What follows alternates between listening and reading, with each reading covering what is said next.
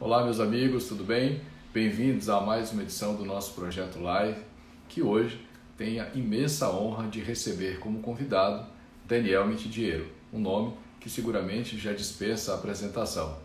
Não é possível se falar de processo civil sem passar pelos textos do professor Daniel Mitidiero, que é pós-doutor em Direito, doutor em Direito pela Universidade Federal do Rio Grande do Sul, professor associado por lá mesmo na universidade, na graduação, no mestrado e no doutorado, um autor com mais de 30 livros publicados, e aí vale destacar o Prêmio Jabuti, concedido em 2009 e 2017, é advogado, membro do IBDP, do Instituto Association of Procedural Law. Já vejo aqui o professor Daniel Mitidiero. A casa já está cheia, né? Vocês sabem que eu sempre inicio a transmissão um pouco antes, mas aqui a lotação foi automática. Como o nosso convidado já está no recinto, cada minuto com ele é valioso, já vou adicioná-lo e a gente começa o nosso bate-papo. Lembrando, tem live precedentes.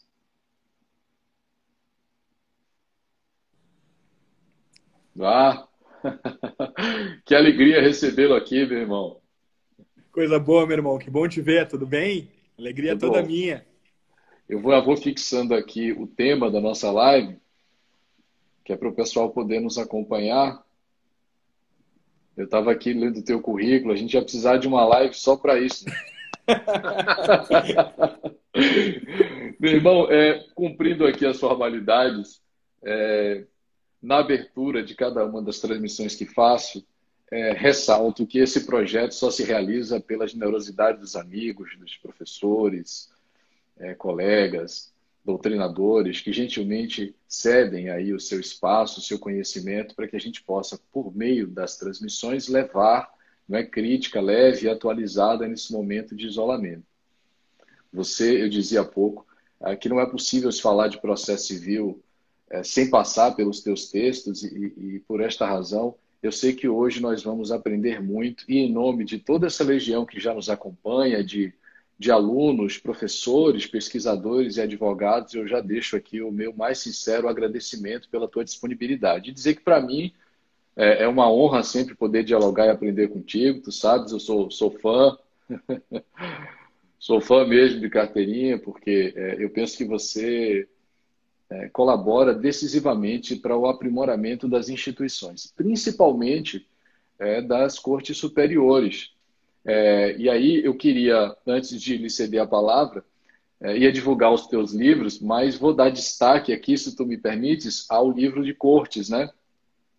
Então, para a galera que está chegando agora, eu vou deixar um aviso. Ó, acabou a live, você vai aqui na bio do meu Instagram, tem lá um link, e clicando nesse link você já terá acesso a essa recomendação bibliográfica. Você já tem acesso ao site da editora para adquirir o livro do professor Daniel Mitidiero sobre cortes. Tá bom? Dito isso, meu amigo, a palavra é sua para as considerações iniciais. Muito obrigado, Marcelo. Pô, eu quero dizer que é uma grande alegria estar contigo. A admiração é recíproca. Eu vou confessar aqui que logo quando começou a temporada de lives, eu estava um pouco preocupado. Eu não tinha participado de nenhuma live ainda. E o Marcelo, Daniel, vamos participar. E eu disse, olha, cara, deixa eu me ambientar, porque eu não quero fazer feio na live contigo. E ele foi super generoso em me alocar agora na segunda temporada. Então, Marcelo, muito obrigado por poder estar aqui contigo conversando sobre esses temas. O tema dos precedentes é um tema da mais alta importância. O tema das Cortes Supremas é um tema da mais alta importância. E eu realmente fico lisonjeado que a gente consiga, de uma maneira leve, de uma maneira tranquila, levar um debate que realmente é determinante para o futuro do nosso país, para o maior número de pessoas interessadas. Muito obrigado mesmo, de coração. Imagina, eu que agradeço. Ó, meu amigo, eu conduzo a live no formato de entrevista para lhe franquear a palavra por mais tempo, né? Você é a grande estrela da live, eu farei aqui 6 ou 7 provocações só para a gente conduzir o raciocínio, mas o espaço é todo seu. Eu também registro que, como o nosso público aqui ele é bem diversificado, nós temos de doutores, pós-doutores a graduandos, as primeiras provocações têm um cunho mais didático, para que todo mundo possa acompanhar aí o teu raciocínio, que é um raciocínio sofisticado, tu sabes, mas para que a gente possa alcançar o maior número de pessoas. Então, eu já vou lhe fazer uma primeira provocação para otimizar o nosso tempo. Você é um dos autores que, em processo civil, sempre deixou clara a preocupação de promover uma leitura, mas com muita bagagem histórica, filosófica e crítica do direito, que é um dos teus diferenciais, me permita. Então, eu já queria uma primeira provocação. Qual é a importância, Daniel, desse paradigma filosófico para a gente compreender os precedentes? Já considerando uma lição tua de que esse tema sequer pertence ao processo civil. A gente tem que dar um passo atrás, porque ele pertence lá vai para a teoria geral do direito. Então, isso já me parece deixar muito claro que para aprender precedentes não basta só estudar processo civil, porque isso não é um tema que pertence à nossa disciplina. Então, qual a importância desse paradigma aí para a gente compreender os precedentes?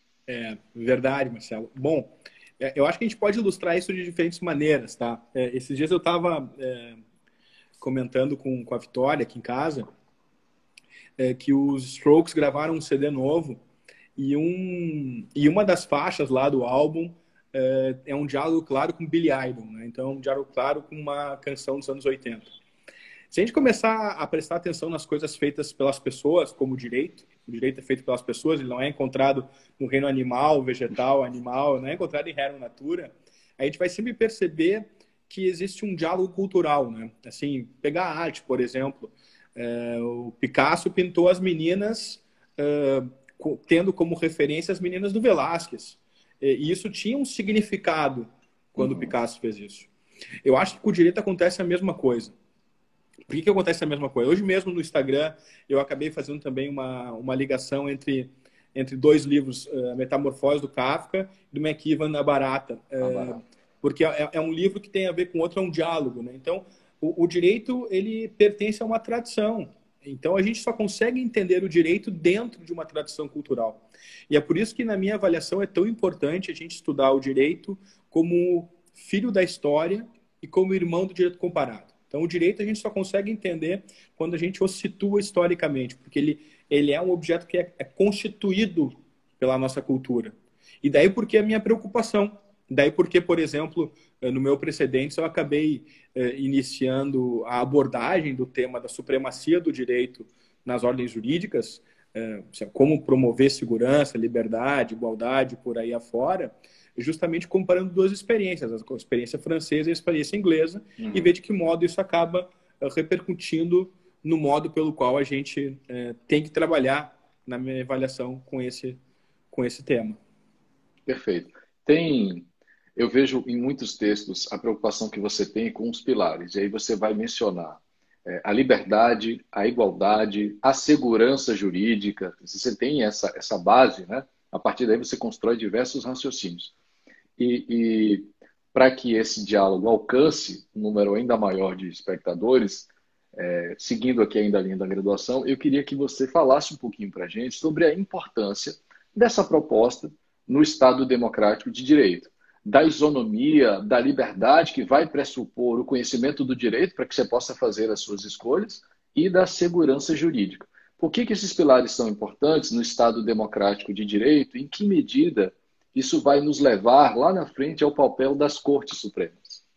Esse ponto é central também, porque a gente não consegue estudar precedente como se isso fosse uma opção do legislador do Código de 2015, né? Como se fosse simplesmente mais um instituto, vamos até colocar dessa maneira por enquanto, de ordem processual. A gente já adiantou aqui que não é um instituto de ordem processual, mas vamos supor encarar o precedente como sendo um instituto de ordem processual que o legislador de 2015 inseriu no Código, visando as demandas repetitivas e por aí afora, seria, na minha avaliação, uma visão reducionista do problema do direito e de uma maneira de abordar o direito, né? Então, a primeira pergunta é: como é que a gente vive? A gente vive no Estado de Direito, a gente vive no Estado democrático de direito. E o que significa viver em um Estado de Direito? Viver em um Estado de Direito significa viver em um Estado em que eu tenho condições de fazer escolhas juridicamente orientadas, e essas escolhas juridicamente orientadas têm a ver com escolher os atos que eu quero praticar e deixar de praticar, e ver associadas consequências jurídicas a esses atos. Então, é o princípio da liberdade. Então, eu escolho fazer ou deixar de fazer algo. Ao mesmo tempo, num Estado de direito, em que o direito deve valer para todos, da mesma maneira, né, eu, obviamente, não tenho como justificar que algumas pessoas tenham a resposta X diante do problema Y e outras pessoas, diante do mesmo problema, não tenham a mesma resposta. Bom, se isso é verdade, então um problema central do Estado de Direito é a segurança jurídica. E a segurança jurídica aqui é entendida como, em primeiro lugar, condições de cognoscibilidade do direito, né? Eu conhecer o direito. Se eu conheço o direito, eu posso praticar atos, posso escolher praticar atos, posso planejar minha vida e ver consequências jurídicas associadas a esse planejamento. Se eu conheço o direito, eu sei qual é a regra que vai ser aplicável para mim e para os meus vizinhos, para as minhas vizinhas. Então, qual é a função toda do precedente? Na minha avaliação, é, em primeiro lugar, dizer para que serve. Num Estado de Direito, o precedente serve para promover o Estado de Direito. Segurança jurídica, liberdade e igualdade. Perfeito. Antes de te conhecer, enfim, de conhecer pessoalmente, acho que pelos seus livros, em certa medida, isso me influenciou, porque promovo uma leitura, busco seguir esse caminho também, né? De promover a leitura do processo, mas dentro de um contexto histórico, né? Com uma tradição já consolidada, principalmente para afirmar os direitos fundamentais. Você vai tratar disso lá na frente, né? Quando vai mencionar a dignidade da pessoa humana.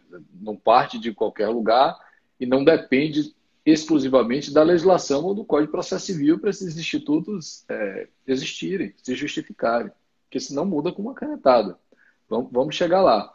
Eu queria, Dani, que você pontuasse uma diferença que eu acho que também é elementar sobre a decisão e sobre o precedente. Considerando que o precedente não é um tema específico próprio do processo civil, isso pode nos remeter às fontes do direito.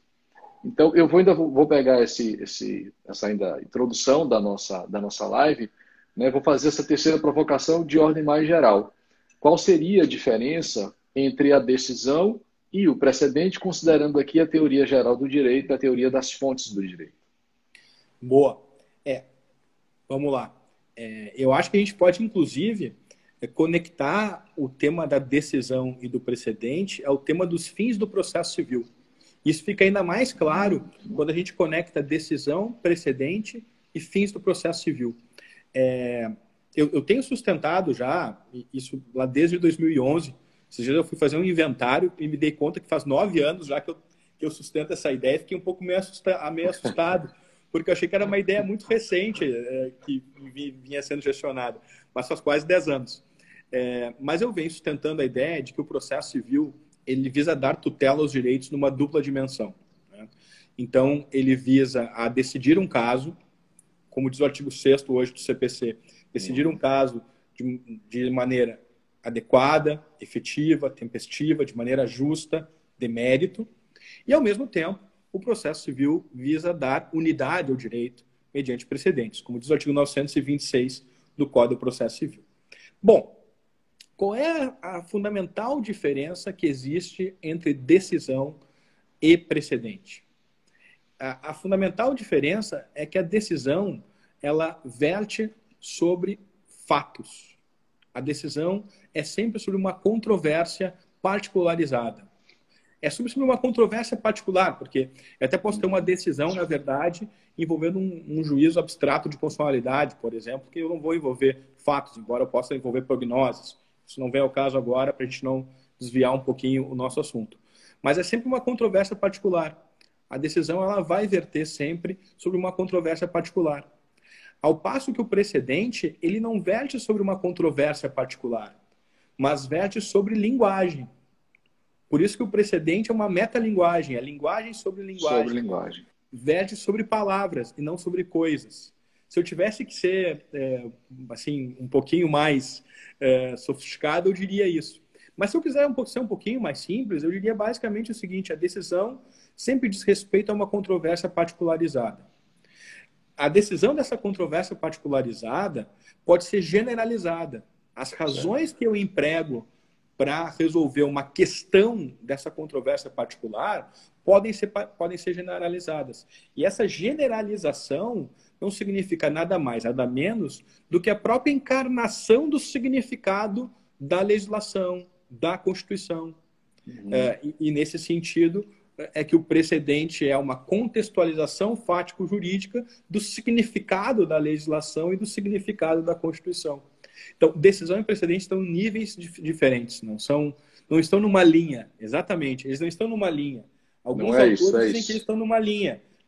Decisão é igual a precedente, que é igual a jurisprudência, que é igual a súmula. Fred, por exemplo, diz isso no curso dele. O Fred é um dos autores que defende isso, aí vocês divergem, né? E eu digo, não, na verdade, o problema não está numa linha. O Ronaldo Kramer é um outro autor, um grande amigo que também diz isso. Eu digo, não, os precedentes estão numa escada. Está um nível acima. Linha, um desnível. O Zanetti sustenta isso também, o Marinoni, enfim. E eu acho que esse é um ponto muito importante para a gente conseguir depois continuar o raciocínio, né? Ligando o tema, por exemplo, do precedente a um tema das fontes, um tema da teoria do direito, um tema que está envolvido precisamente com aquilo que é o significado do direito no seu momento de metodológico, no seu momento de concretização, de interpretação, de aplicação. E acho que esse ponto é um ponto muito feliz como ponto preliminar, Marcelo. Acho que vale a pena sublinhá-lo mesmo. Aqui você, falando da teoria do direito, da filosofia do direito, e falando sobre linguagem, você enaltece isso também, né? Vai fazer um apanhado histórico e você vai, obviamente, falar de Kelsen. Kelsen já dizia, olha, o problema do século XX aí, do que vai daqui para frente, é de previsibilidade. Porque você tem a indeterminação da linguagem. Você vai passar por Hart e você cita, se não me engano, Giovanni Tarello, que vai sustentar que, olha, a norma aqui agora já aparece como resultado da interpretação sobre o texto. Então, essa me parece uma discussão muito relevante, né, que a gente já deve ter já no início da live, no início do curso, né, no início da graduação, para que lá na frente a gente possa compreender com mais tranquilidade o que é um precedente, né, para que serve a reclamação, quais são as hipóteses. Eu acho que tudo isso pressupõe um conhecimento sedimentado do que seja decisão, do que seja precedente, do que a gente deve encarar como norma. Essas são discussões importantes que, embora pertençam a uma teoria geral do direito, eu penso que deve mesmo também ser incorporadas. A gente deve promover esse debate na seara do processo civil. Porque sem essa informação, você tem dificuldade de compreender e aplicar, inclusive de respeitar os precedentes lá na frente. E você é um dos autores que faz você promove esse diálogo, você tem essa preocupação. Eu costumo dizer o seguinte, né, Marcelo? Às vezes a gente é apresentado a interpretação do direito de acordo com aquela noção mais básica. Tipo, olha, o que é uma decisão? A decisão é um silogismo. É uma norma que encontra um fato e dessa norma que encontra o fato eu tenho a solução de um caso.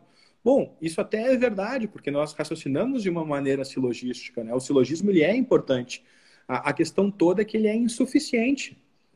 A questão toda é que eu preciso de mais coisas, eu preciso questionar as premissas que eu emprego, né? Então, os textos normativos, eles são equívocos, as normas são vagas.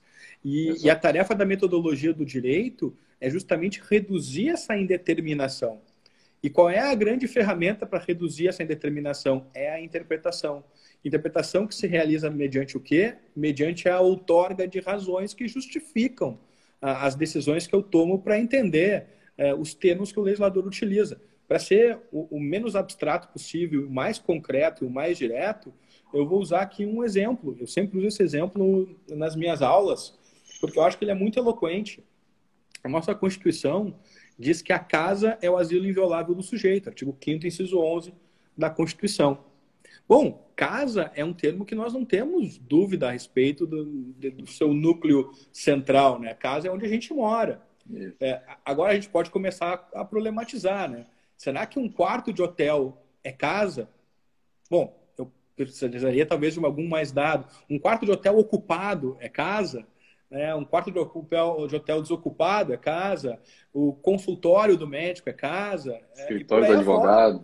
Escritório do advogado. Exato. E, então, vejam que quando eu começo a perceber isso, eu começo a perceber que a norma que vai reger o meu caso é a norma que vai ser resultado de uma decisão sobre o significado do termo casa.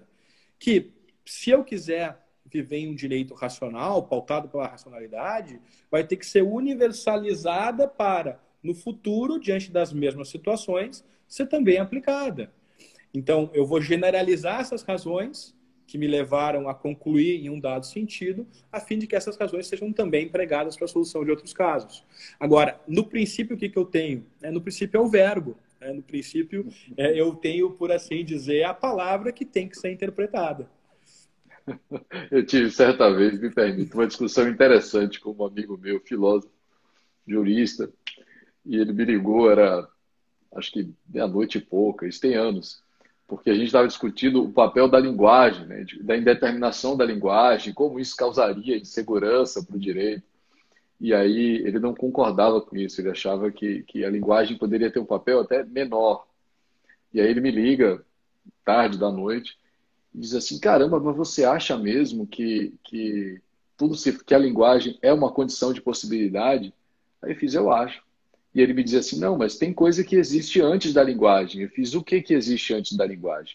Ele fez o cachorro, a pedra, o mar. Eu falei, você acabou de dar nome para tudo isso. Aí ele é católico, fervoroso, e a discussão estava interminável. Eu disse, vamos encerrar com isso? Ele, vamos. Você quer ver que o verbo é condição de possibilidade? Ele fez, quero. Eu fiz, pega a Bíblia aí e diz como é que tudo começa. Aí ele pegou e fez, pô, aí tu tá apelando, porque no início era verbo. Não, mas é isso aí, cara. Não tem jeito, entendeu? A gente pode parecer um pouco radical, sabe? Mas as condições são essas, né? As Ó, condições do diálogo são essas. o Jobim tá mandando um abraço aqui. Diz que tá bala, mas que ele tem que sair logo mais. Eu Um abração aí, Marquito. vou aproveitar o gap aqui, ó. Pessoal, não se preocupem porque a live ficará armazenada, salva aqui no IGTV e logo mais ela também segue para o meu canal do YouTube. Falando nisso, o professor Daniel Mitidiero, há pouco tempo também abriu o canal lá no YouTube, né, professor? Isso aí, resolvi concentrar uns vídeos que estavam lá, Marcelo. Seguir teu exemplo aí, porque eu acho que a gente consegue acessar, a gente acaba concentrando bem os vídeos, aí fica mais fácil da gente conversar com o pessoal. Sem dúvida. A gente tem que manter uma biblioteca. Aquilo daqui a pouco é um acervo de pesquisa, porque você tem palestras suas lá, né? Muito interessantes e atuais. Inclusive, lives que já foram promovidos, a live que você fez com o Fred e outras tantas, permanecem agora disponíveis. A nossa vai, Marcelo, com certeza, a nossa vai. É que tem o seguinte, né, cara? A gente no direito, a gente não está acostumado a trabalhar com outras fontes que não essas fontes de papel, de bibliografia de livros, né? Mas eu tô lendo agora, por exemplo, eu tô lendo aquela série do Hélio Gaspari sobre a ditadura, que foi até o Sérgio Aranhatti que tá aí, ó, que entrou aí agora. Acabou de mandar um alô pra gente. Um abraço, professor Sérgio. Que me deu de presente. Estou no terceiro volume, aliás, um trabalho fantástico do Gaspari, realmente vale a pena ler, ainda mais nesse momento que a gente está vivendo. E lá, cara, assim, é direto que o pessoal faz referências a outras fontes, por exemplo, entrevista do fulano de tal, jornal da época, vídeo da época, porque tudo é informação, no fim e ao cabo, né? O que nos interessa é informação. Eu tenho certeza que, cara, daqui a algum tempo, não vai demorar, a gente vai ter já em teses, dissertações, olha, conforme entrevista, porque isso aqui, no fundo, é uma conversa, cara, é um diálogo, informação. Pode não ser tão rigoroso como se fosse um texto teu, um texto meu, enfim, mas as ideias fluem, né? A gente acaba conversando e até desenvolvendo coisas. Eu acho que a gente vai começar a ver isso no pós-pandemia. É verdade, é verdade. E eu tenho certeza que as pessoas que nos acompanham já tiveram insights acompanhando as considerações de cada um dos convidados, como está acontecendo agora. Isso aí é 100%.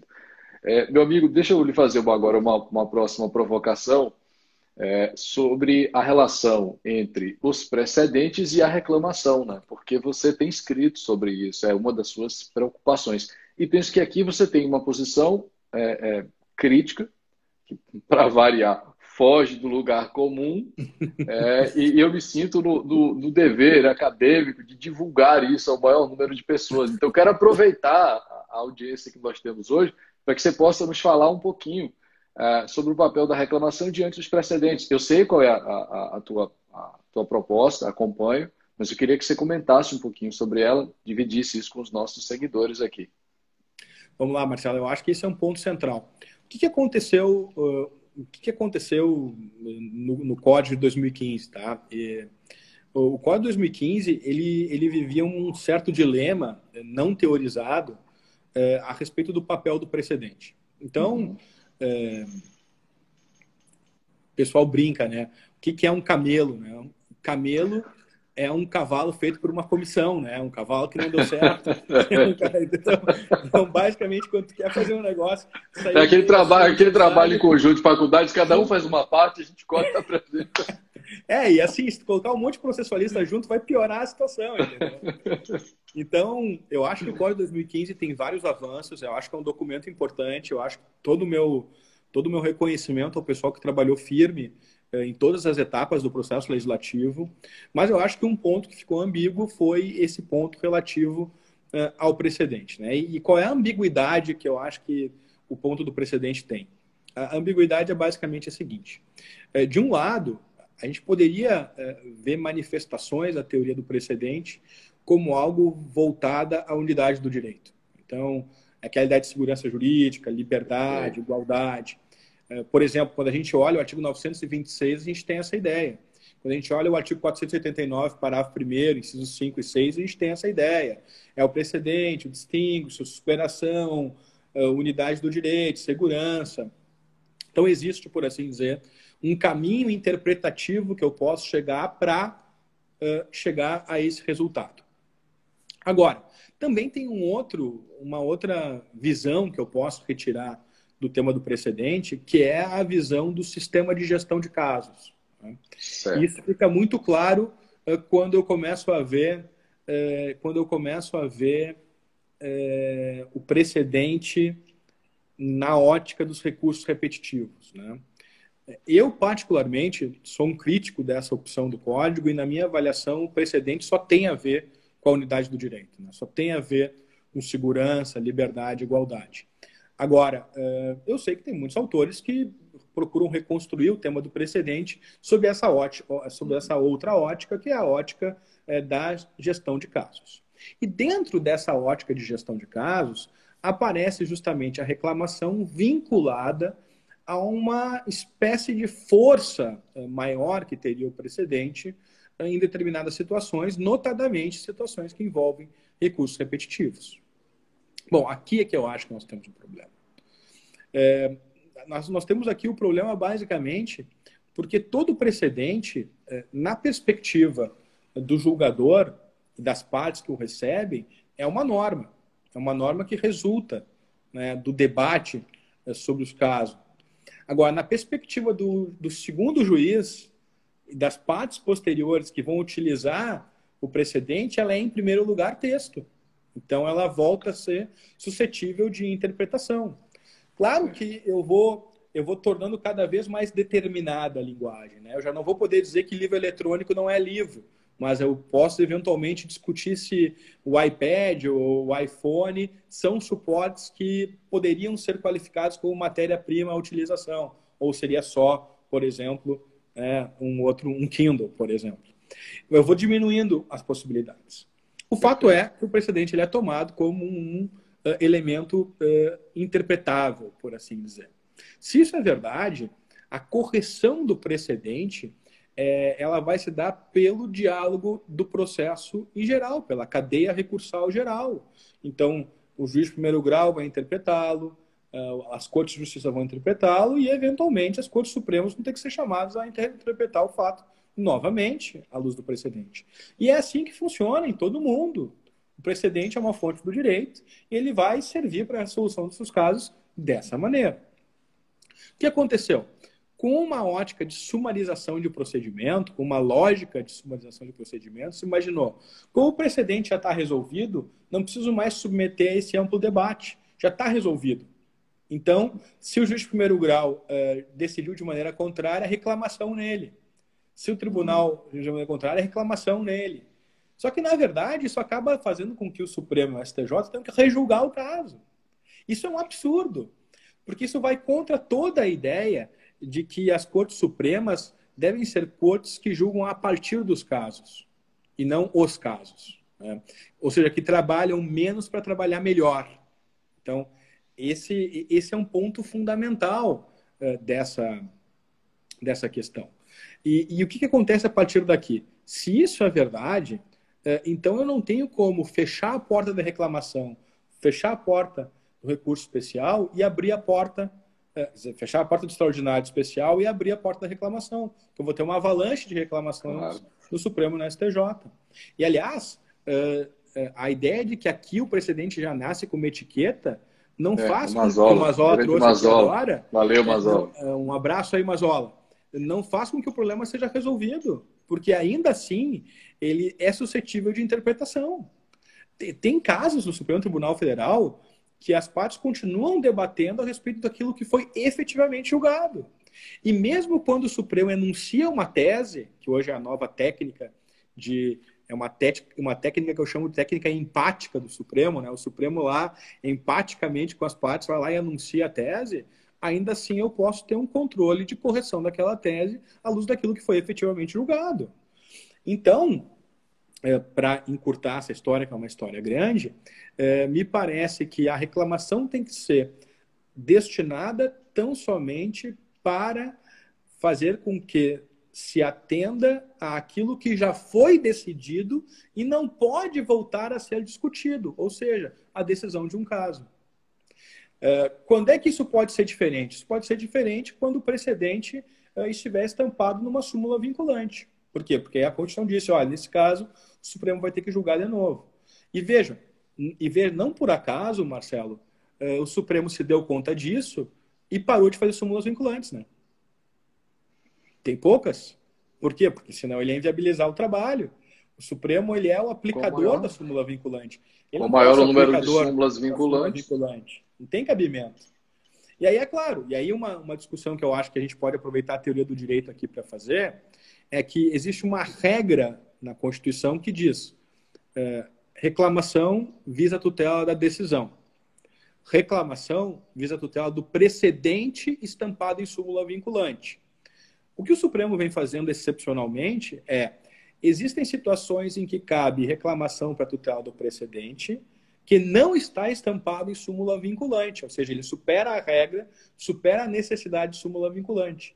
E é tão somente aqueles casos vinculados à liberdade de expressão. Tão somente os casos ligados à liberdade de expressão. Por quê? Porque é um valor fundamental da democracia. Aqui vem o ponto fundamental. O Supremo vem dizendo, olha, é um valor fundamental da democracia que não pode, por assim dizer, que não pode esperar, que é muito urgente. E a gente não pode deixar passar em branco, por assim dizer, essa agressão. Então, eu acho que essa reconstrução é uma reconstrução sofisticada e que merece uma atenção. Ela trabalha com derrotabilidade de regras, trabalha com essa ideia de que as decisões vertem sobre controvérsias, já o precedente verte não sobre controvérsia, mas sobre palavras, né? Então, eu acho que vale a pena a gente ter atenção aqui e, sobretudo, porque essa é uma distinção que ajuda as cortes a trabalharem menos para trabalharem melhor. Aí a gente teria... Isso é fundamental. Perfeito. Isso casa também com o que você defende no teu livro Cortes, de Cortes Superiores e Cortes Supremas. Aí vamos tentar fazer um link, porque no início da nossa transmissão você já falava que o processo civil hoje tem pelo menos duas funções, não apenas aquela tradicional de julgar casos, né, de aplicar o direito ali ao caso concreto, mas também de atribuir unidade, de conferir unidade ao direito. E aí você vai utilizar a dignidade da pessoa humana e a segurança jurídica no emprego da tutela dos direitos. Então, quando você tem esses dois, vou chamar aqui esses dois vetores, a dignidade da pessoa humana e a segurança jurídica, com uma dupla finalidade, que não é só de aplicar, dizer o direito ao caso, construir o direito ali para o caso, mas também de entregar ao direito unidade, é possível se falar, então, em papéis diferentes para as cortes superiores e para as cortes supremas, que é uma das coisas que você defende no teu livro. Aí eu vou te perguntar, seguindo essa linha, processo com uma dupla finalidade, tendo por vetores aqui, dignidade da pessoa humana, segurança jurídica, você tem ali o direito ao caso e a unidade do direito, que poderia chegar aí por meio dos precedentes. Fora a previsão da reclamação para não aplicação da súmula vinculante que está prevista na Constituição Federal, outras hipóteses previstas em leis ordinárias seriam inconstitucionais?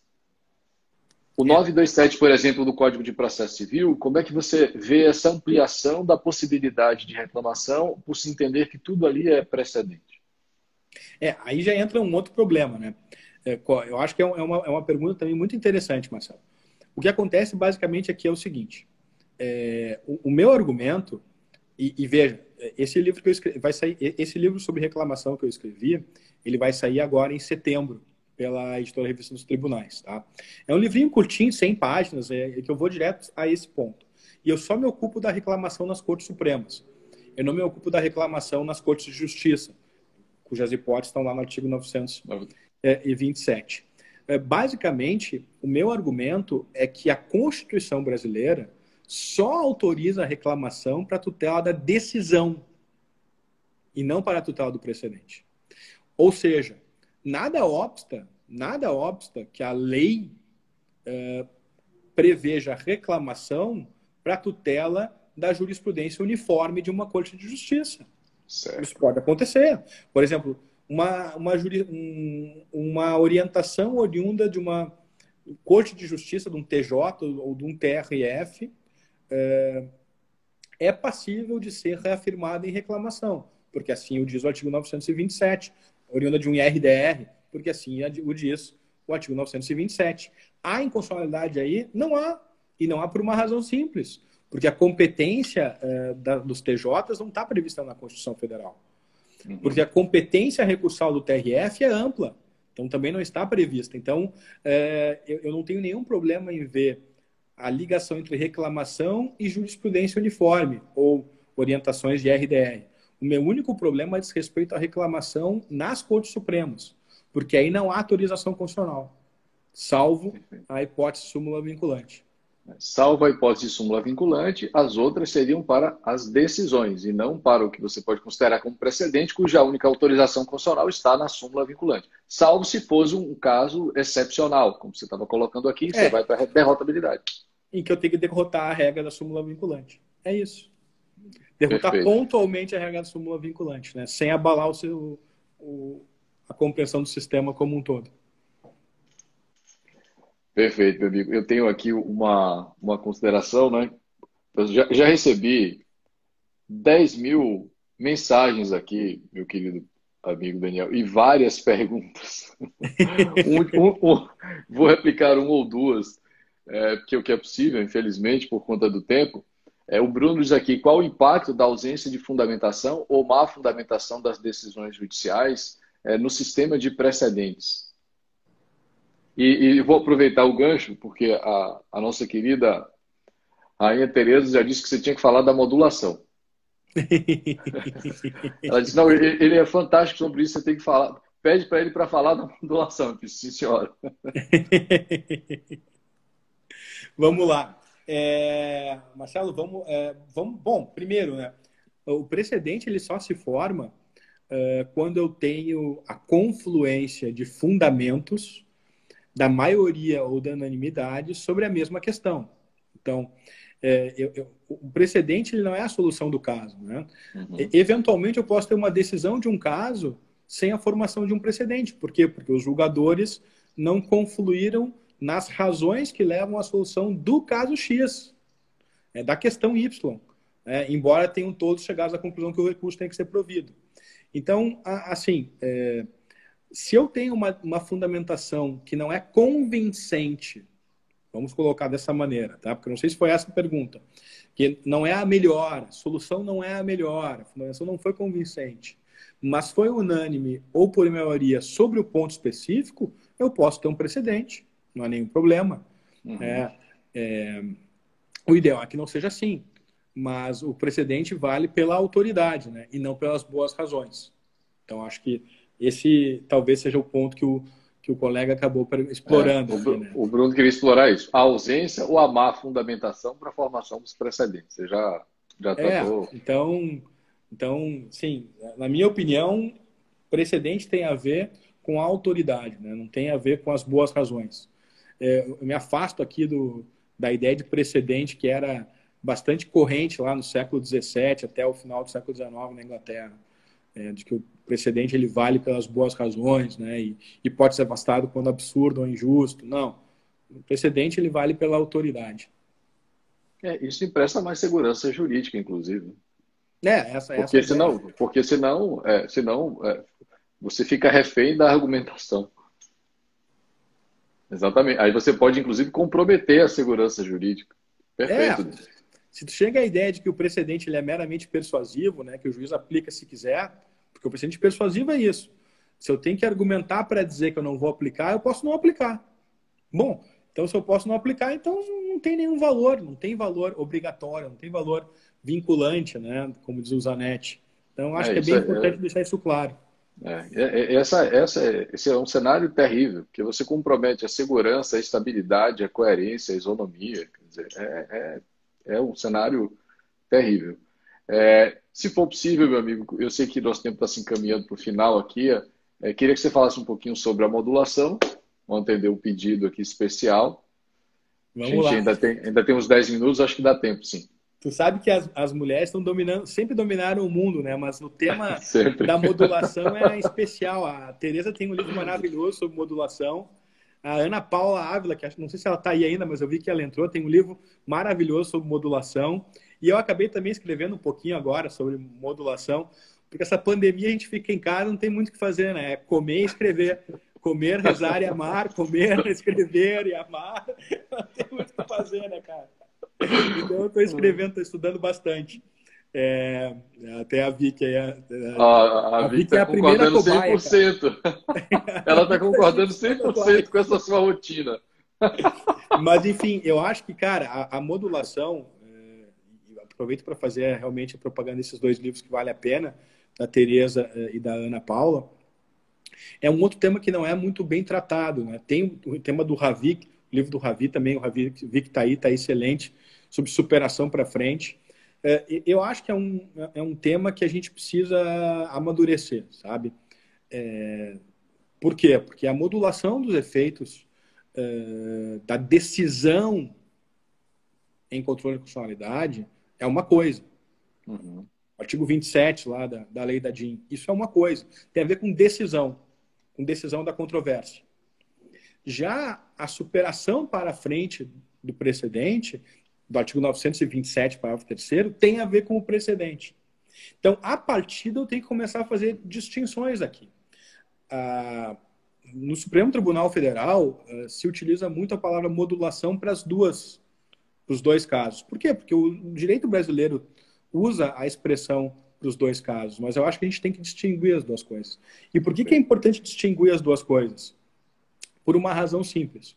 Porque quando eu estou falando em modulação de efeitos da decisão em controle de constitucionalidade, eu tenho por objetivo evitar que um estado de coisas inconstitucional se perpetue. Ou seja, que um estado de coisas ainda maior, que uma agressão ainda maior à Constituição, permaneça.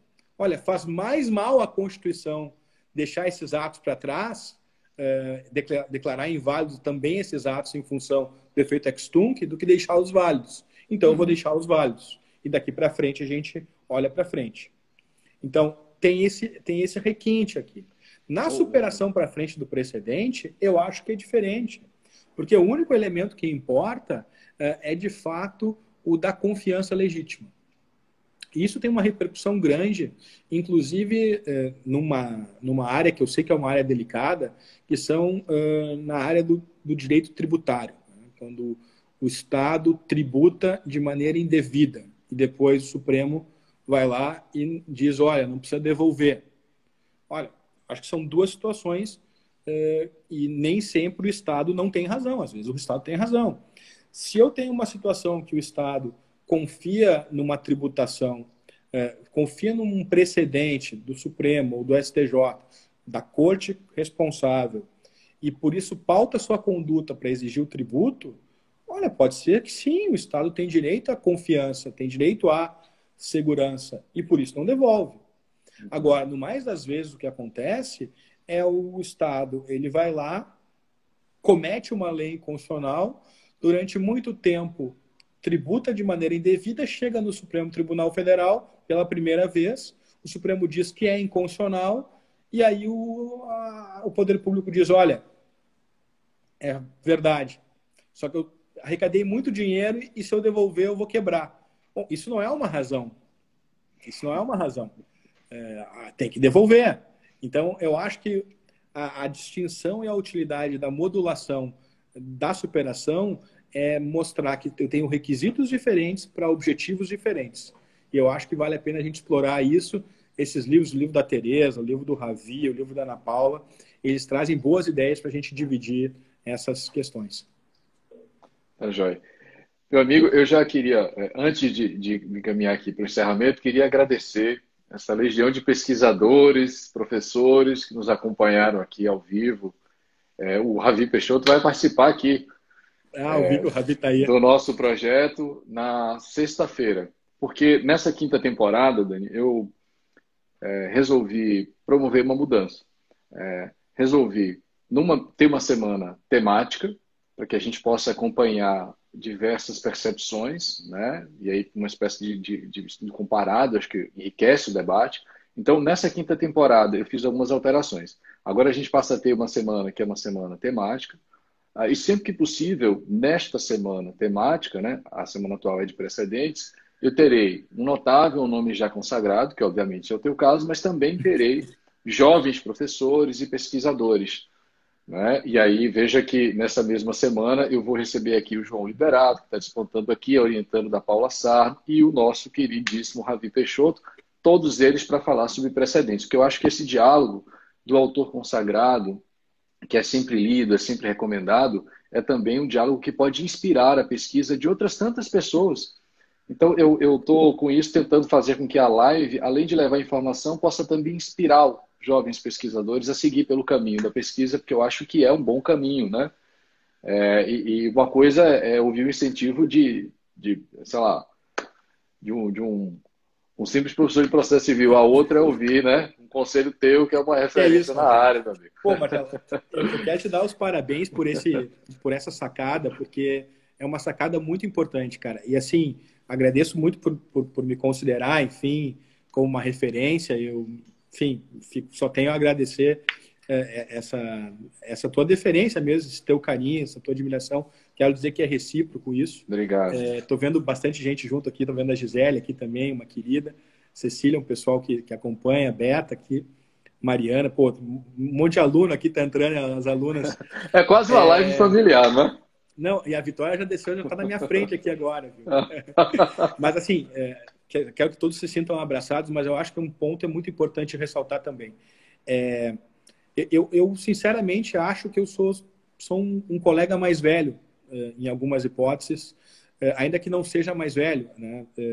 Um colega que simplesmente está há mais tempo na academia ou está há mais tempo publicando, e simplesmente isso, tem um pouco mais de experiência sobre esses temas. Isso não significa que eu tenha razão, ou isso significa que eu não possa sofrer críticas. Eu acho que todos nós temos que pensar criticamente sobre as ideias dos outros, pensar de maneira respeitosa sobre as ideias dos outros, pensar de maneira caridosa sobre as ideias dos outros, ou seja, procurar realmente entender o que o outro quer dizer e não simplesmente criticar por criticar, procurar ver de que modo a gente consegue, a partir da ideia de alguém, retirar algo bom, construir algo bom. Isso é difícil, não só no Brasil, mas é difícil de um modo geral. E eu acho que quando tu coloca assim, em contato, então, gerações diferentes, eu acho que esse é o tipo de coisa que incentiva esse ambiente de saber que as pessoas são simplesmente colegas mais velhos, que, como todos, merecem respeito, assim como os colegas mais jovens, mas não são, vamos só usar uma expressão muito clara, né? Não são donos da verdade, ninguém é dono da verdade, todos nós aqui temos direito a debater com bons argumentos. Eu acho que isso é fundamental. Te dou os parabéns pela nova temporada nesse formato. Obrigado, meu amigo. Eu tenho essa crença de que o livro informa, mas a palavra também serve para informar e muitas vezes para inspirar. Porque muitos dos meus alunos, que de repente até esse momento só lhe conheciam pelos textos, hoje podem né, saber um pouco mais de ti e enxergar de forma muito evidente a sua generosidade, o que lhe torna ainda maior na minha na minha opinião. Meu amigo, eu vou lhe conceder aqui 2 minutos para as considerações finais. Lembrando ao pessoal que nos acompanha que a live permanecerá disponível no GTV e que logo mais ela subirá para o canal do YouTube, o meu canal, o canal do professor Daniel. Vocês puderam acompanhar essa brilhante exposição sobre os precedentes, está à disposição de vocês, né? Acho que já serve como material de pesquisa interessante. Meu amigo, dizer da minha alegria, da minha honra de poder recebê-lo nesse projeto live. A honra de poder recebê-lo e a alegria de poder, por esse instrumento, compartilhar suas ideias com todos os meus seguidores que puderam assistir essa live. A casa é sua, volte sempre, será sempre muito bem-vindo.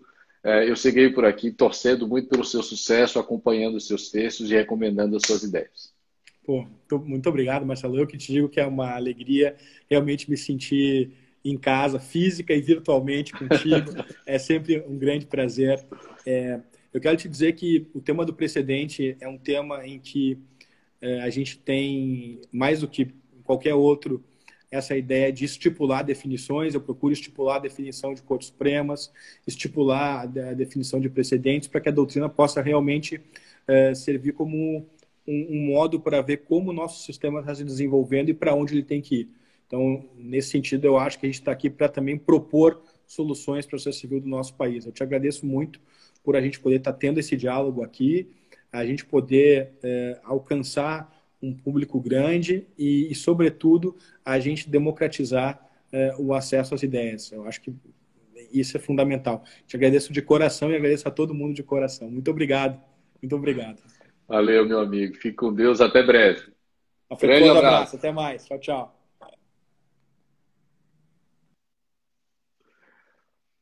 Amigos, encerramos hoje mais uma live incrível. Tenho certeza que todos vocês aprenderam muito sobre precedentes. Lembrando que nesta semana nós receberemos outros 2 grandes professores, 2 queridos, o Ravi Peixoto e o João Liberato, para tratarmos também sobre a temática dos precedentes. Vocês já estão mais do que todos devidamente convidados. Por hoje é só. Um grande abraço, fiquem bem, fiquem em casa, fiquem com Deus. A gente se vê.